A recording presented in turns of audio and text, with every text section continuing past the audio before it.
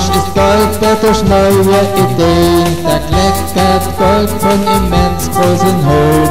Schlafputzauftrag ist platt zu machen, doch mit nen Esel ist fast nicht zu schaffen.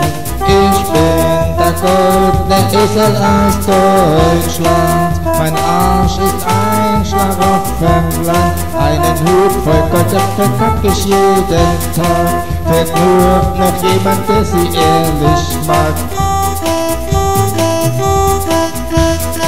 Hab ich mal wieder einen neuen Wunsch, ob ein Patent, ein Lied oder ne Rentsch. Schlafputzauftrag weiß er nicht allein. Haus in Kompromiss bleibt mir allein. Ich bin der goldene Esel aus Deutschland. Mein Arsch ist ein Schlaraffenland. Einen Hut voll Goldäpfel kack ich jeden Tag. Fehlt nur noch jemand, der sie ehrlich mag. Ne Kuh zum Melken, nein, die bin ich nicht. Bei mir, da kommt nur was, wovon man spricht. Waschen tue ich mir auf Gold nicht rein. Gold kommt nur aus meinem Arsch allein.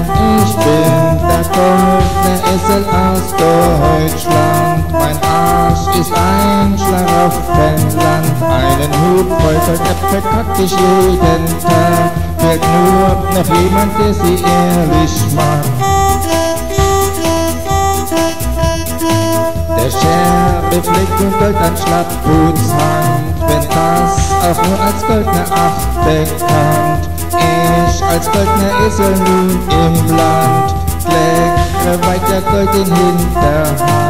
Ich bin der goldene Esel aus Deutschland. Mein Arsch ist ein Schlaraffenland. Einen Hut voll Goldäpfel kack ich jeden Tag. Fehlt nur noch jemand, der sie ehrlich mag.